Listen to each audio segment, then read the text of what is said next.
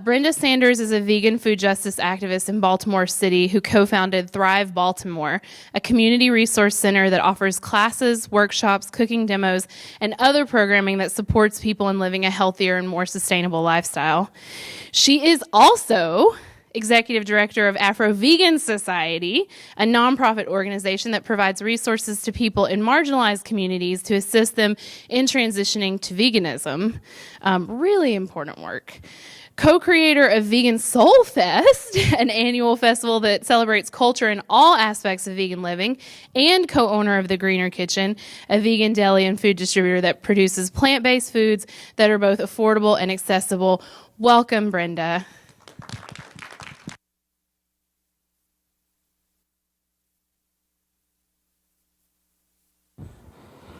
Hello? Okay.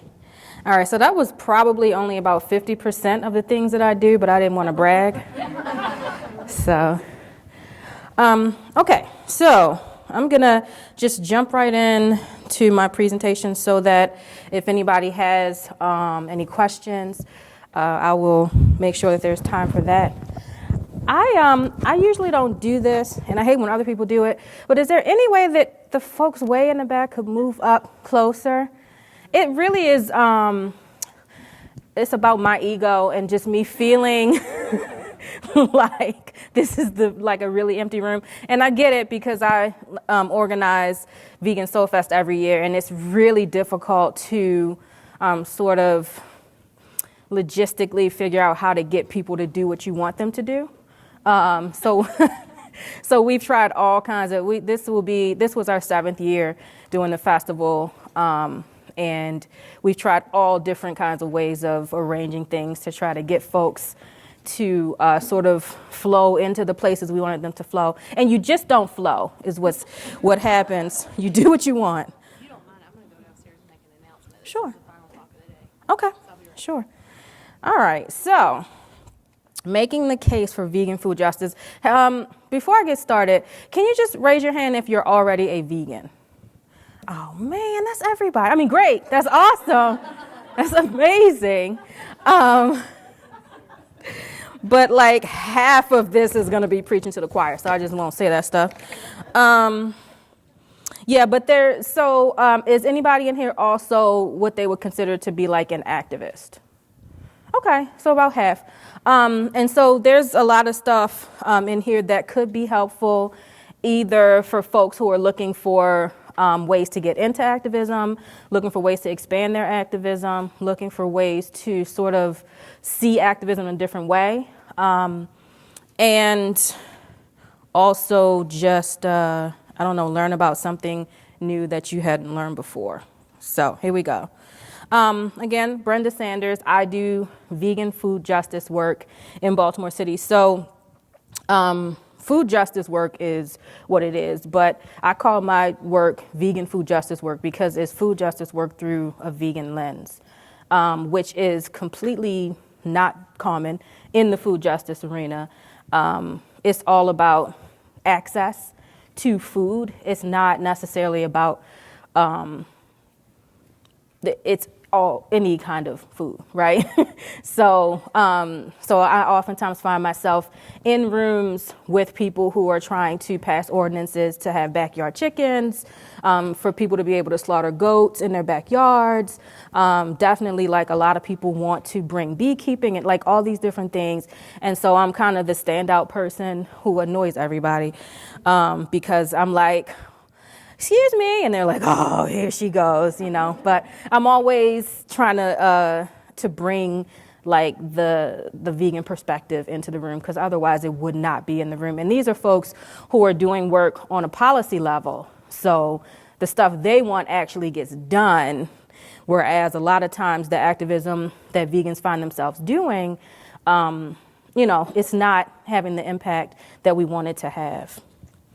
So I do food justice work probably because I grew up food insecure. I grew up in the housing projects of Baltimore City, where we were very food insecure for most of my childhood. For anybody who doesn't know what that means, it just means that there were periods of time where there wasn't food. And so that, although a lot of people don't experience it, well, actually, a lot of people do experience it, but most people that I come into contact with in this work are experiencing food insecurity. But a lot of the people who I come across at these events don't really know what that's like. It sucks. So, just in case you were wondering what it's like, my mother was a very proud person. She was a single mother. She was very proud, so she didn't like handouts. She didn't want to ask for handouts. She didn't want to ask for favors. And so oftentimes my sister and I, ended up having to just figure out how to still function in the world, how to still function at school, how to still do our homework, how to still just be normal in the world while hungry. And not like, oh my God, I haven't eaten in like 2 hours hungry, but like, I didn't eat yesterday or today, and I might not eat tomorrow hungry. So in the neighborhoods where I grew up, basically the foods, when we did have access to food, there were certain criteria that it had to meet in order for us to be able to have it, and that was that it had to be affordable, because she had a very small budget for food, and that it had to be accessible to us. It needed to be nearby. And a lot of the foods that we had nearby that were in our communities were very unhealthy, just the worst possible stuff. I won't even talk about it, but it was just like the worst possible things. I call them food-like substances now because I don't even acknowledge them as foods. So while folks are debating whether or not veganism is a privileged, elitist lifestyle that only well-to-do people can afford, I personally am promoting this lifestyle because it can address a variety of social justice issues. And I'll talk a little bit about some of those issues that I'm working to address. So what is food justice work? Food justice activism is a wide spectrum of efforts that address the injustices within the current food system. So there's a lot of injustices that are built in to the food system. Just the way that the food system is currently set up, it's just real messed up. And people from marginalized communities, poor people, Black and brown people, usually get the brunt of the injustices that are built into the system. So one of the big issues that I tackle is health disparities, and I, again, tackle that through a vegan lens. In cities like my hometown of Baltimore, Maryland, people who live in low-income communities of color, like the one where I grew up in the projects, have little or no access to healthy plant foods. And so I talk about this issue a lot, and I don't know that everybody, like, some people grew up poor, so they know what I'm talking about. But for people who didn't, for people who grew up like middle class and more affluent, they don't really grasp what I'm saying when I say that folks in these communities don't have access to healthy food. Meaning, there are neighborhoods where I work where there are no vegetables at all. None. Certainly no fresh vegetables. Also no frozen vegetables. Also no canned vegetables. There are no vegetables. Liquor stores, convenience stores, carryouts, and fast food joints are the closest thing that people have to a grocery store in these neighborhoods. Many of these communities don't have any stores that offer fresh fruits and vegetables, and it's no surprise that there's a direct correlation between lack of access to healthy food and higher incidences of high blood pressure, type 2 diabetes, heart disease, high cholesterol, strokes, and even some cancers. When I was growing up in the projects, and I do tell like stories about my own life, so please just stop me if I'm boring you. I won't bore you because I'm so fun. So when I was growing up,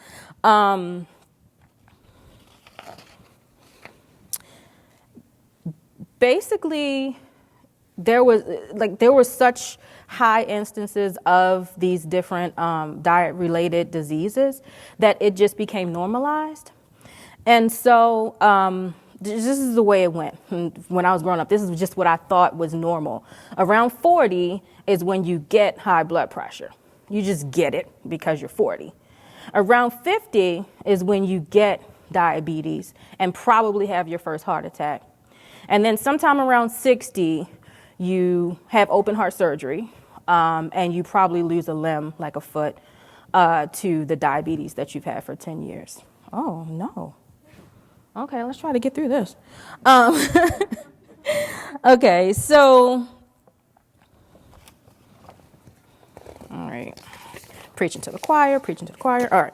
So, all of the foods that are available in these kinds of places, and these are all places in Baltimore, in the communities where I work, they're very heavy in meat and dairy, like canned and packaged and bottled, and like that's just what it is. That's what's on the shelf, and I'll show an example of that. So for people who, this is just like an average shelf in one of these stores. And I mean, there's at least bread. In a lot of these places, like there wouldn't even be bread. There's just like chips and brightly colored juices that never came from nature.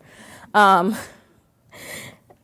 for the people who have generationally been, born and raised and raising their children in these communities, they obviously have higher rates of, all these food-related diseases. And I think low-income Black people have the highest rates of every food-related disease that there is. And so this is why, I grew up here, I left, went to LA, did some writing for HBO, was living my life, and then my mother had her first heart attack. And so I came back to Baltimore to take care of her. And I sort of, through working with her and her diet and trying to get her back on track, I just kind of stumbled into this work. And I've been doing it for the past 11 years. So for the people in the communities where I work, going vegan is a matter of life and death, right, for them. And so it kind of, this whole debate about whether or not it's just for rich white people and this and that is kind of irrelevant to me and the work that I do, because I'm not doing this to be a part of a club. I'm not doing this to, get other people to join our club. I'm doing it to help people to address a lot of the issues that they're having in their everyday lives. Low-income Black and brown people in rural areas are faced with a whole other challenge to their health in the form of animal agribusinesses, specifically targeting their communities to build their air and water polluting facilities. Smithfield Pork Company, for instance, runs more than 2,000 hog operations in North Carolina alone, raising around 9 million pigs for slaughter each year. I actually had to do some additional research because I couldn't believe the 9 million, 9 million was just such a big number for me, and that's per year. I was like, so it's been 9 million since they started? No, 9 million every single year. As I'm sure you can imagine, that many pigs living in captivity create an enormous amount of fecal waste, poop. And each one of these 9 million hogs produces 11 pounds of fecal matter per day. You multiply that times 9 million pigs and you get 99 million pounds of poop every day. So I had to convert that because my brain couldn't. So that comes down to 49,500 tons. And even that number didn't make sense to me, but it wasn't as big as 99 million every single day. That's far more poop than any company could possibly process and figure out what to do with. It just is. And so they had to, this industry that lots of people, not the people in this room, but lots of people out there are supporting this industry by continuing to purchase their products. And now, the industry is actually expanding overseas. So we feel like, here in the U.S., we feel like, oh, we're winning. So many people are going vegan. But then the market in China has just quadrupled for pork products. And that's great news for Smithfield, terrible news for the planet. One of the solutions that they came up with, and I'm sure everybody in this room already knows this is the preaching to the choir stuff, but I'll just go through it. These manure lagoons, which is, I call them poop lakes, and they're just huge holes that are dug into the ground, and this untreated fecal matter is just pumped into it. The issue with this, obviously, as we recently saw last year, is that these manure lagoons will overflow. And this is not treated waste. This is completely untreated waste. And so when there are storms, like there was last year, Hurricane Florence, they had situations like this one where it's basically, the fecal matter has overrun. And that is, if you can't see it, that's people in boats. So they are rowing around in boats in poop.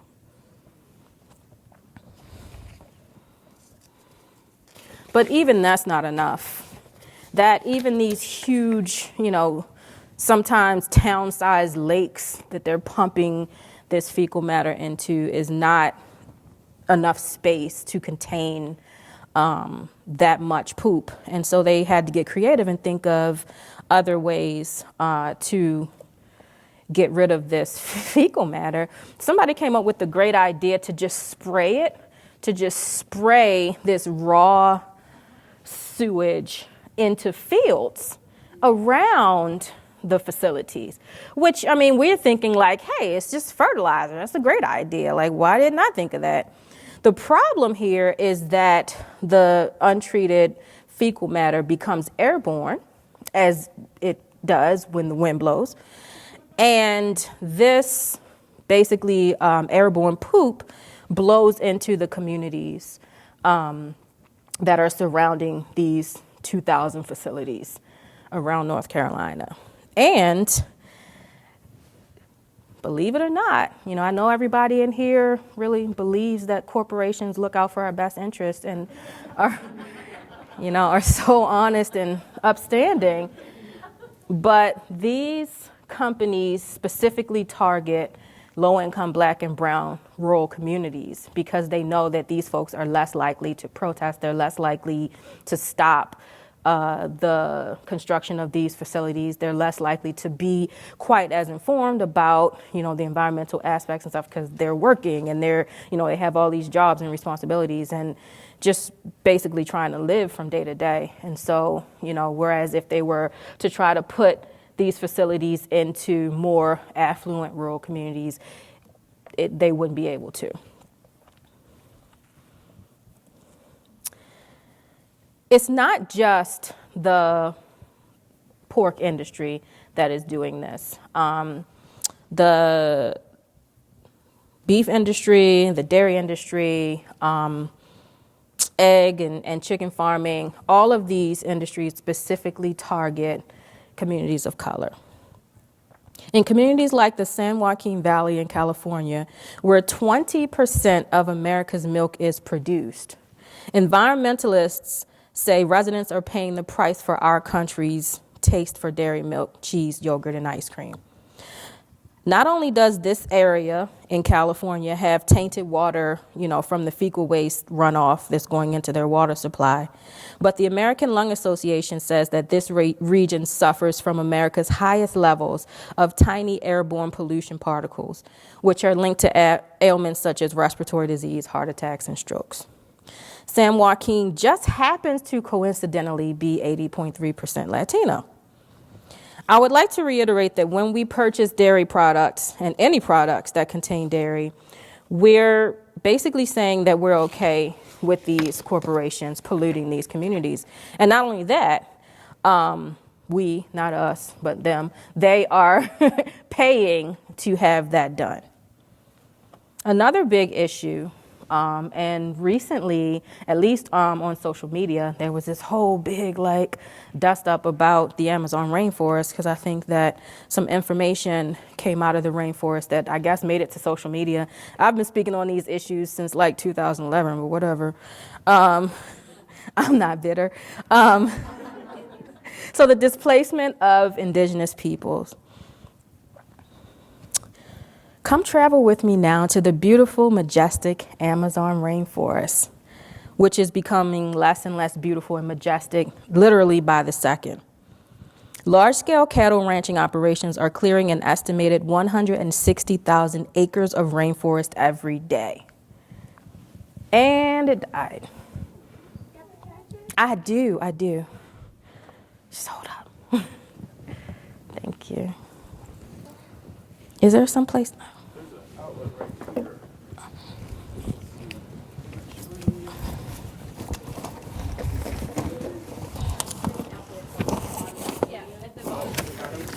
Yep, I see it. Nope, it's right here.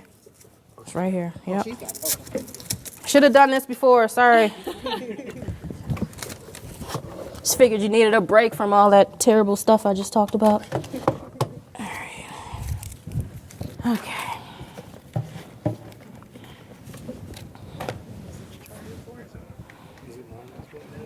I'll tell you that.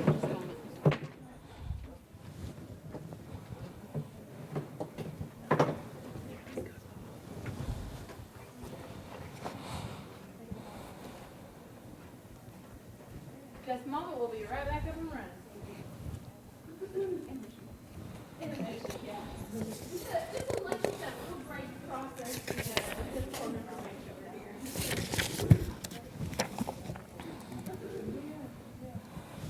There we go. There's the Amazon rainforest we were destroying. Okay, so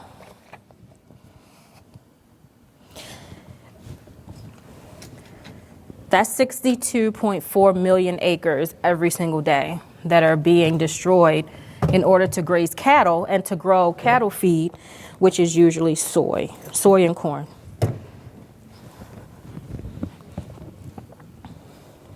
These large agribusinesses are stealing the land right out from under indigenous people of the Amazon, displacing people who've been living on these lands for many, many generations and leaving them literally without a place to live.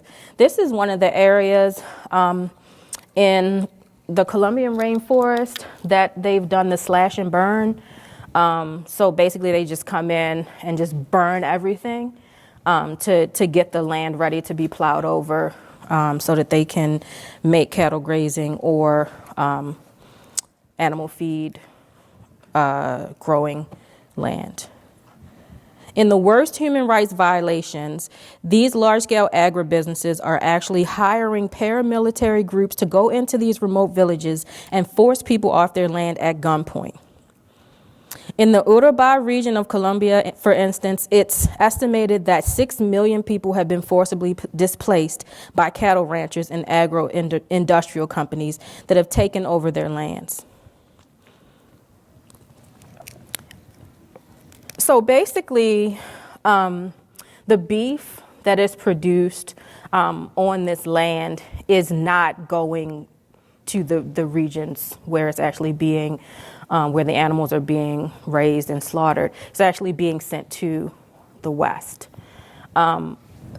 Interestingly enough, this country, I think back in 2006, we actually banned the purchase of Brazilian rainforest beef because there was like a huge like mad cow disease thing. It wasn't for the animals, obviously, but so it's been banned until 2012, and as of 2012, the Trump administration has been trying to lift that ban. And so if anybody was interested, I think there are a couple of groups, like a couple of rainforest groups, who are trying to keep that ban in place and trying to push back against the Trump administration who, Brazil is really trying to push to start being able to import beef to here again. So right now, there's such a small percentage of at least the Brazilian rainforest beef that's being bought by the U.S. that we can kind of feel like, woo, we're not a part of that. But soon we might be. And these human rights violations are only going to increase once they can actually start importing to the United States.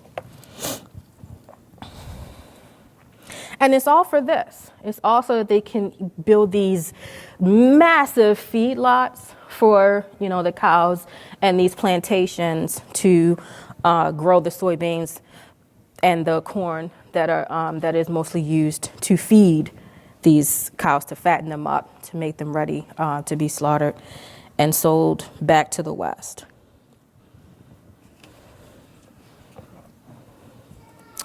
And it's not just the beef industry that is currently wreaking havoc around the planet.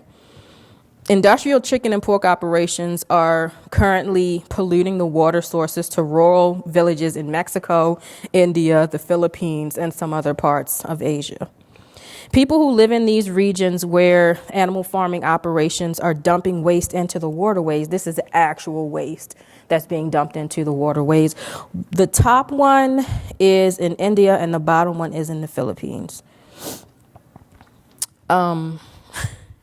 Okay, so some of the health problems that people in these regions have been complaining of range from gastrointestinal disease, just like stomach upset, to respiratory ailments, obviously, nausea, headaches, vomiting, and even blackouts.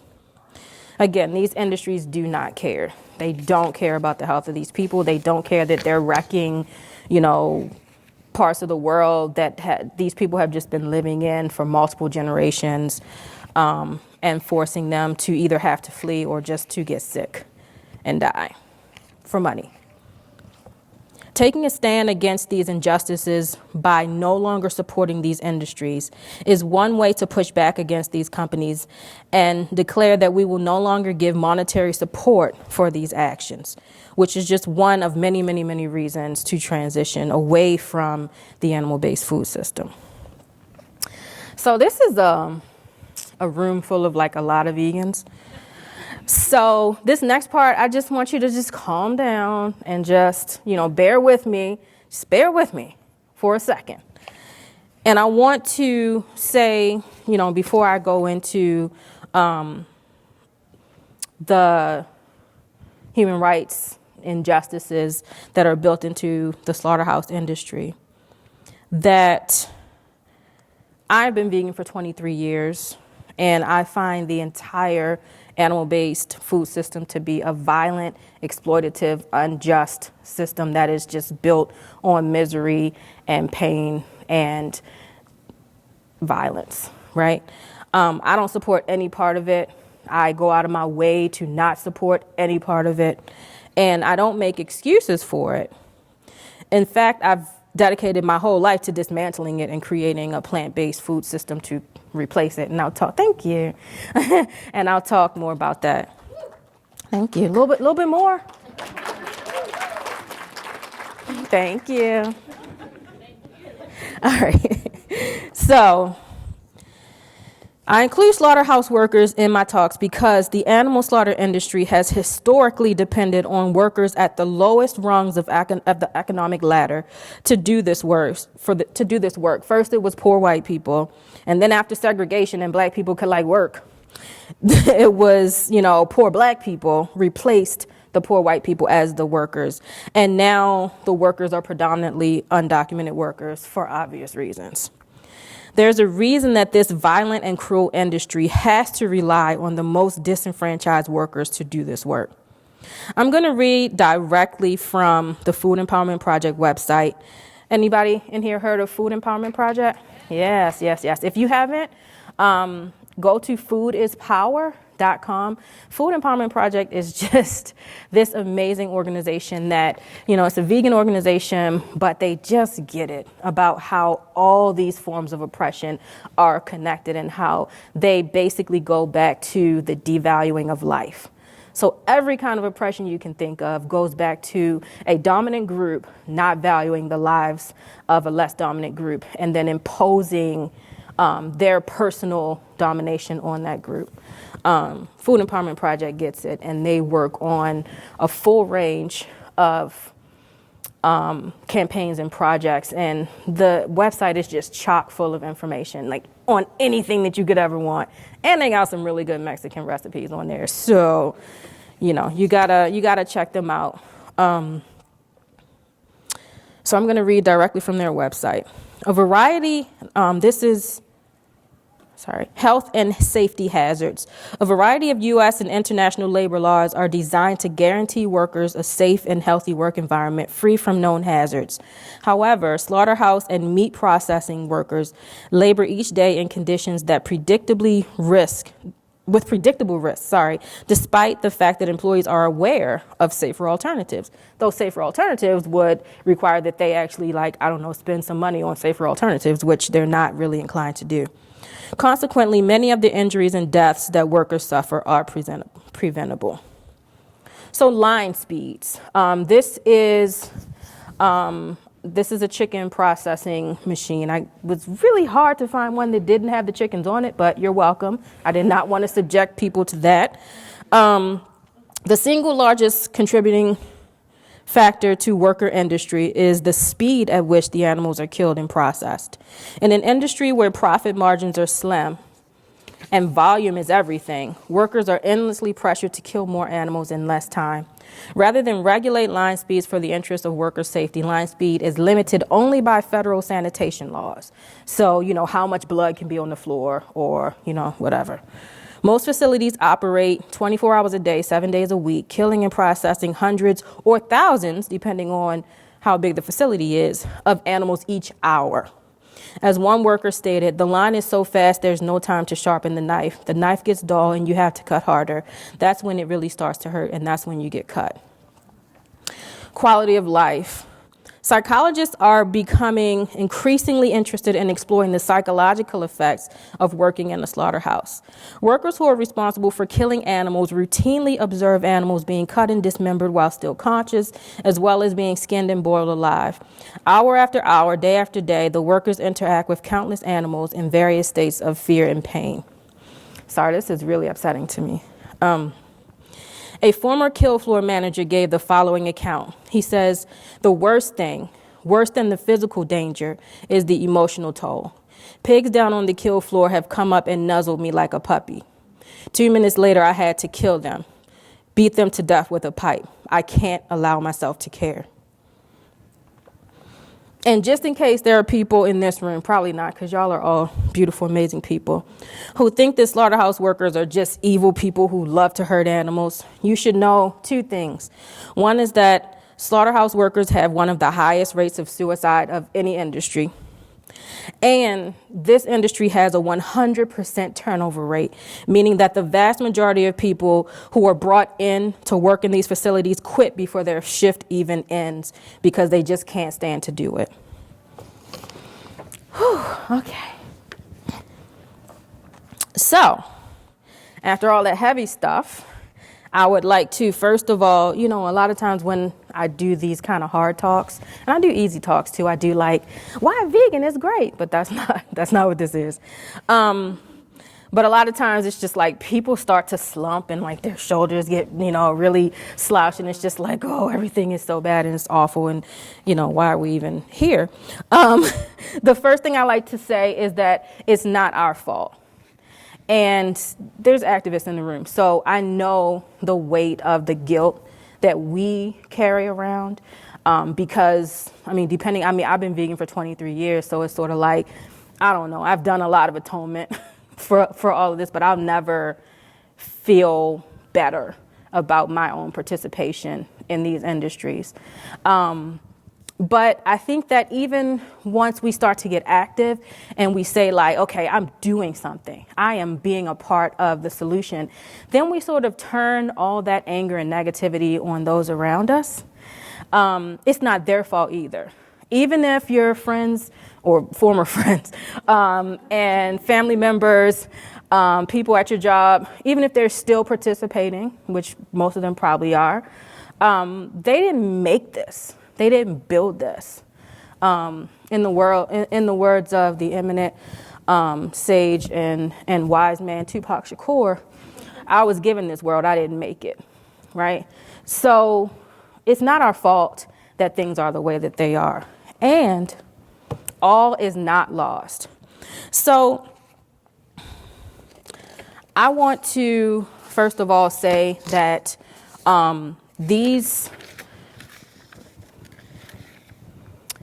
the way that the animal-based food system is a system. it, they talk about from farm to table and everything in between. It is a fully developed, very powerful, there are powerful lobbies and corporations and folks that are backing these systems. And so one of the things that I found in trying to just come in and shake it up is that is hard. It is hard to get in there and shake up things at a foundational level, but that's where we still make the vegan cupcakes and do the potlucks and do all those things, but also start to think about the systems themselves and what their foundations are, what they're built on, and then work with other people, me preferably, because I need a lot of help, to start to just chip away at the foundation, and so that it'll topple. That's my goal. And then making sure that there's another system to put in its place, because one of the things that I noticed in my work was that first, all we would do is just come out and tell everybody what the problem was. Look, this is why the animal-based food system is terrible. You're kind of terrible for participating in it, but that's okay. You can go vegan. Okay, cool. Good luck with that. Bye. And then we would just be out. And so people would just be like, okay, now I know everything that's wrong, but I don't know what to do about it. And so since we were doing work at a community level, once we had a base of operations, which is what Thrive Baltimore is, it's a community center, we were able to actually bring people in and say, okay, this is what you do. That part is really, really important, especially, a lot of folks who work on the national campaigns, it's just drive-by activism, and that's fine too. But in marginalized communities, it's not quite that easy to get people to change because, again, all the things that I already talked about, they have a lot of barriers to changing. And so we found ourselves having to just provide resources, provide support, make sure that people had the information and the motivation and the inspiration that they needed to do this, to jump out there and change their entire life, their entire lifestyle with, family members and coworkers and, everybody else who's just, and this whole society just working against them. We decided to do something a little different. So I'll talk about what we decided to do and how well it's been working in Baltimore. So one of the first things we instituted was a vegan education program. And you've heard of different vegan education programs. There's a lot of them online. There's a few that happen in person. We do the plant-based Jumpstart program, which is a 4-week education program that basically takes people through step-by-step all the different aspects of vegan living. It's actually going on right now. I chose to miss the third session of our program this week, but we just showed a film, so it's fine. So we're in the midst of it right now. And I think the very first plant-based Jumpstart program we did was in the spring of 2017, and 300 people showed up to get this education. And it's only gotten bigger since then. We try to do it twice a year.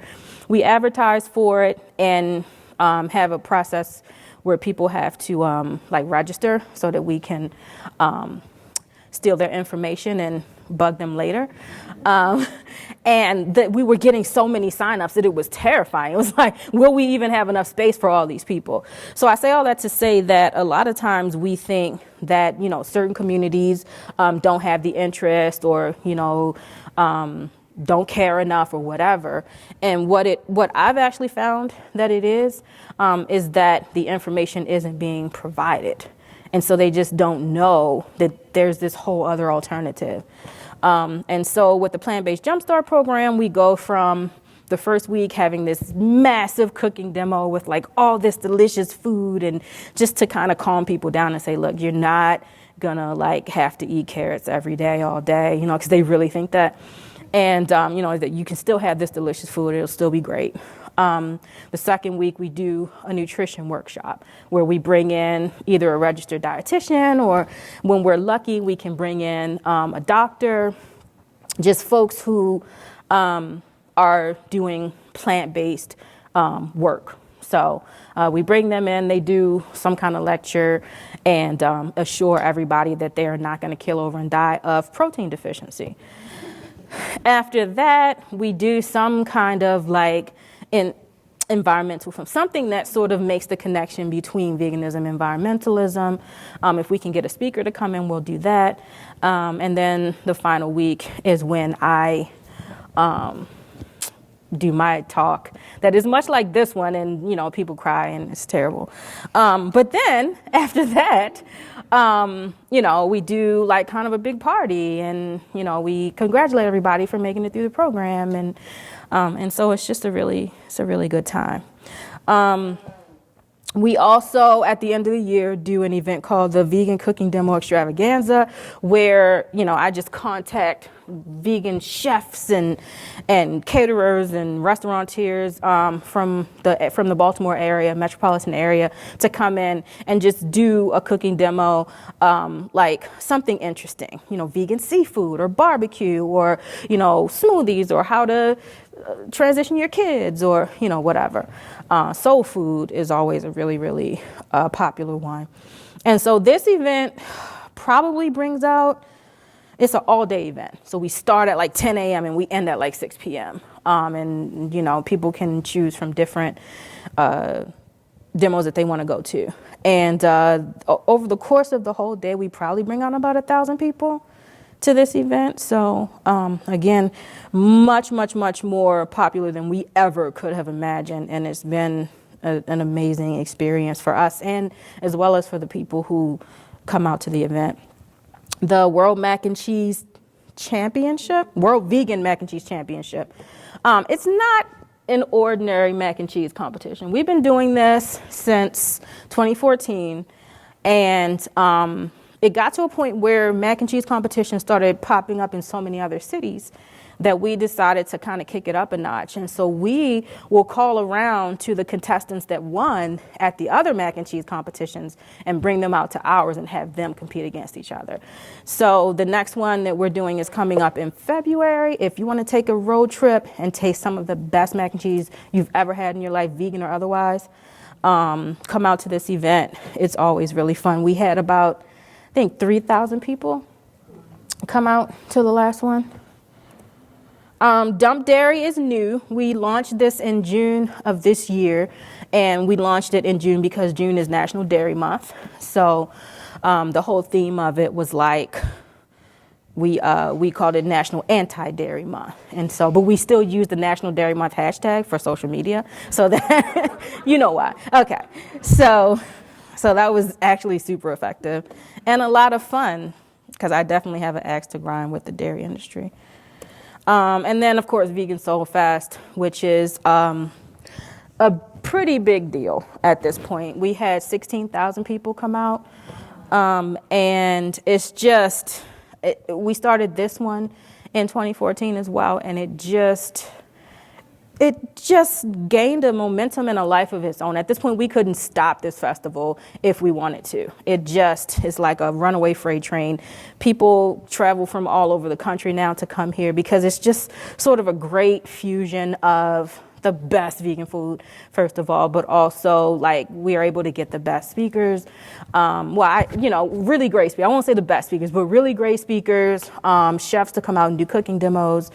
And this year we're going to have Terry Bryant. Anybody know who Terry Bryant is? Oh, no. So it's really exciting. And Beyonce. I don't know if Beyonce is coming, but I did invite her. So we'll see.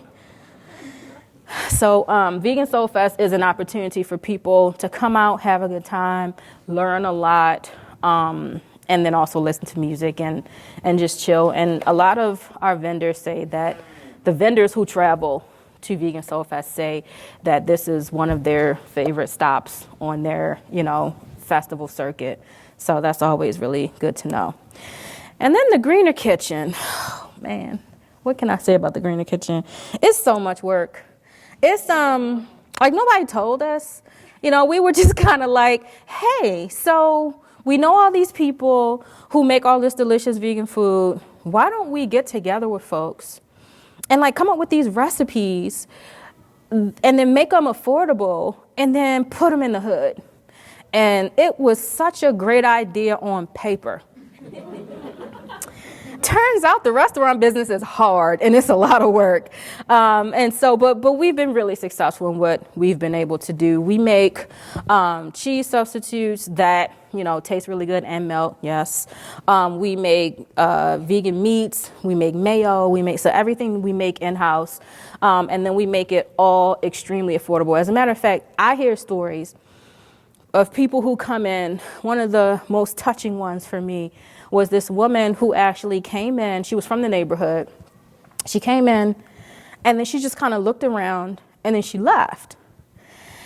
And I was like, okay, that was weird. And then the next day, she came in again, and she just was like, can I just take a look at the menu?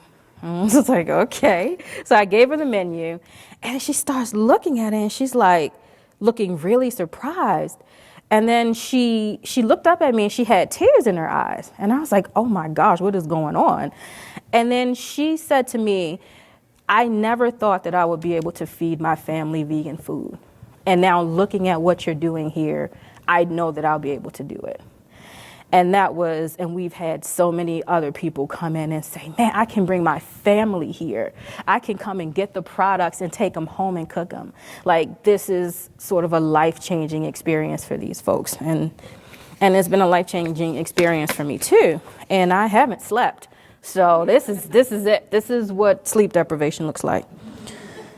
So my work, if I were to say what my work is about, it's about educating people in marginalized communities about how the current animal-based food system is harmful for their health, for the health of the planet, and obviously for the health of the animals that are being killed to supply that food system. Because if we're going to talk about food justice, we have to also factor in the foundation that the animal-based food system is built on. And in food justice circles in particular, the obvious victims of the animal-based food system are completely left out of the conversation. You never, even when you're talking about plant-based eating, you never hear the animals named. You never hear anybody talking about conditions that animals are kept in. You hear them talk a lot about workers and the conditions that the workers have to work in. Okay, but you don't hear about the animals. And I have a lot of preaching to the choir there. Don't have to say any of that stuff.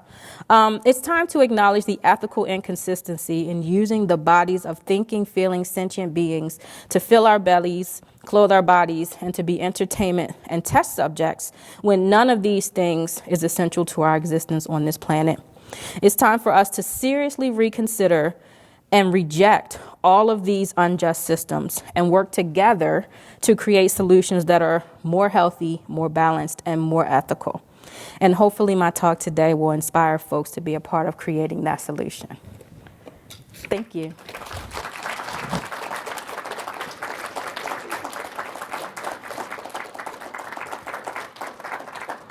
That was amazing. I can't wait for that video to go online. Oh. If we have your permission. I guess so.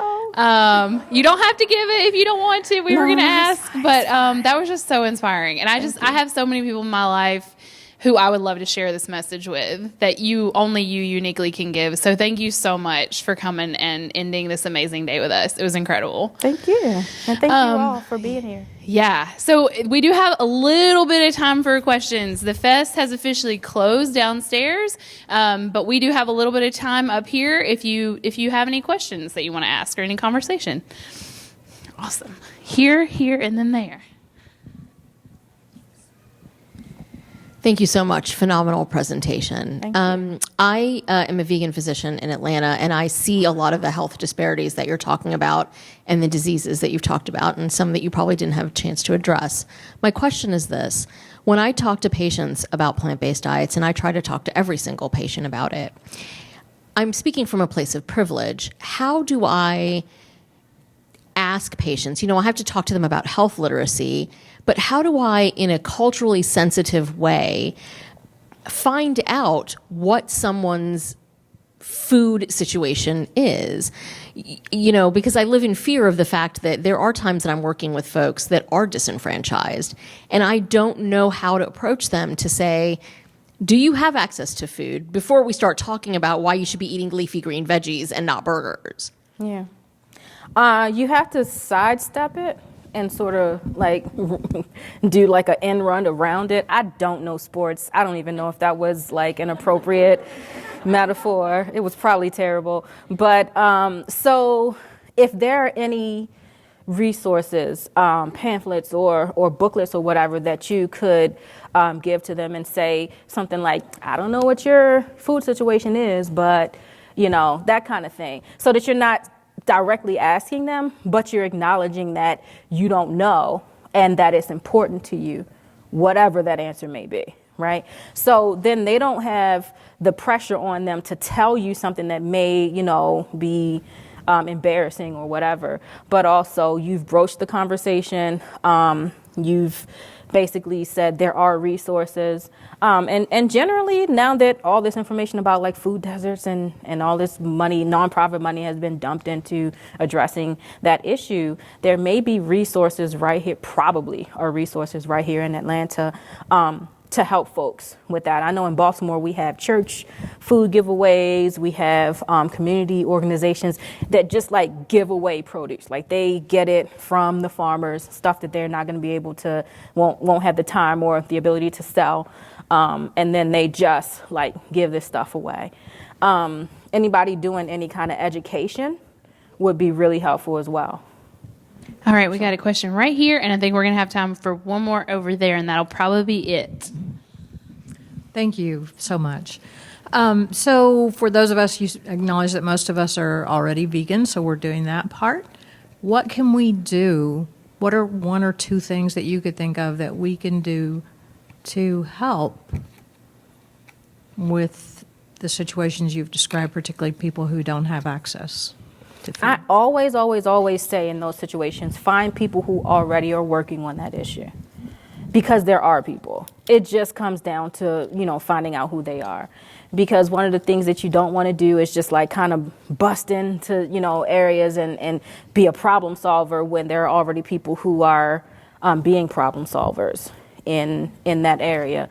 So I would say do some research into, even if it's just like Atlanta-based meetup groups, Facebook groups, I don't know, people who are working out of community centers or churches or that may be connected with the festival itself. I don't know if you met any people downstairs at the exhibit hall that might be doing any kind of work in marginalized communities, but I would definitely say find folks who are doing it and then help them. Awesome. Our last question of the day, but one thing I always love to ask our speakers when we don't have enough time for all the questions is, how would you like people to stay in touch with you after the fest? What's a good way to reach out, to follow your work, to ask any follow-up questions folks might have? Yeah, I'm all over the place. I mean, probably the best place to reach me would be brendasanders.info. And I think it's contact@brendasanders.info. Awesome. So your personal website. Yes. Cool. Thank you so much. Our last question of the day.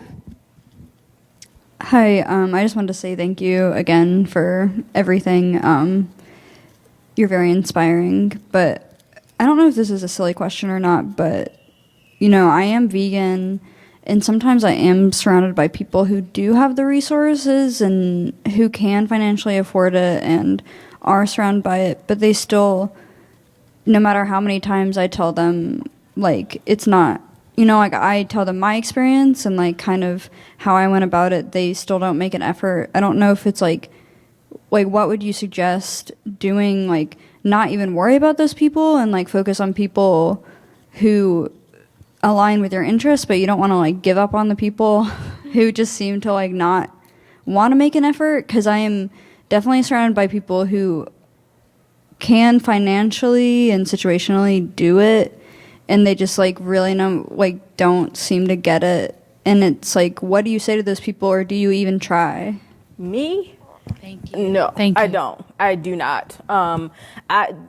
Because there are so many people who are interested, and because we really do have a reach, folks just flock to us. I'm kind of spoiled that way. Like, people who want the information just come to us.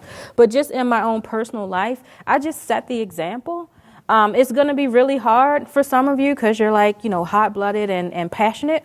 But just not being a jerk, I'm telling you, it helps. Like, and it's hard because they're terrible. They're not terrible, but they're doing this thing that you know is so terrible, and it just gets to you, right?